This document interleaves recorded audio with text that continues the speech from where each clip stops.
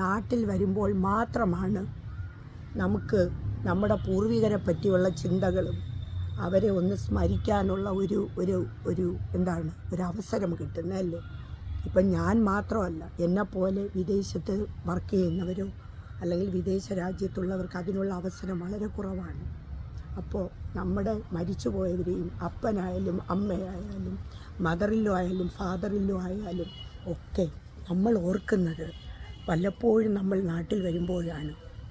എനിക്കും അങ്ങനെ ഓർക്കാനുള്ള ഒരു അവസരമുണ്ടായി. അവസരം മാത്രമല്ല, എനിക്കങ്ങനെ ഓർക്കാൻ ഇഷ്ടമാണ്.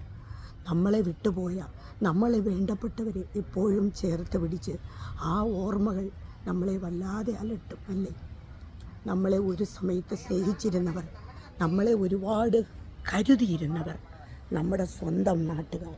അപ്പോൾ അതിന് വേണ്ടിയിട്ട് ഞാൻ ആ കല്ലറകളിലൊക്കെ വന്നിരുന്ന് അതിൽ പൂക്കളൊക്കെ അർപ്പിച്ച് വിളക്കൊക്കെ മെഴുകുതിരിയൊക്കെ കത്തിച്ച് വയ്ക്കുകയാണ് ആ കല്ലറയിൽ. അപ്പോൾ ഇവിടുത്തെ പ്രകൃതി രമണീയമായ ഈ സ്ഥലത്താണ് ഈ കല്ലറകളെല്ലാം. അപ്പോൾ ഇവിടെ വന്ന് ഒരു സ്മരണ നടത്താനായിട്ട് ഞാൻ തീരുമാനിച്ചു. അങ്ങനെ വന്നതാണ്. അപ്പം ദൈവത്തിൻ്റെ ഒരു കാര്യം കൊണ്ട് ഈ ഒരു പ്രകൃതി രമണീയമായ സ്ഥലത്ത് എല്ലാവരും ഉറങ്ങുന്നതിൻ്റെ ഒരു വിളക്ക് കത്തിക്കാനും അവരെക്കുറിച്ച് ഓർക്കാനും ഒക്കെ എനിക്കും ഭാഗമാക്കാൻ കഴിഞ്ഞു. അത് ഞാൻ നാട്ടിൽ വന്നതുകൊണ്ടാണല്ലേ. അപ്പം അതിൽ ഞാൻ ഒരുപാട് സന്തോഷം.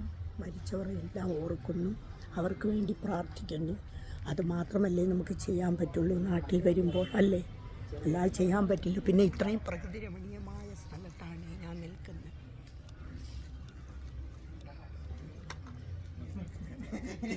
എല്ലാവരും ഓർക്കാനായിട്ട് എന്തായാലും ഈ ഓർമ്മകൾ ഞാനും പങ്കെടുക്കുന്നു.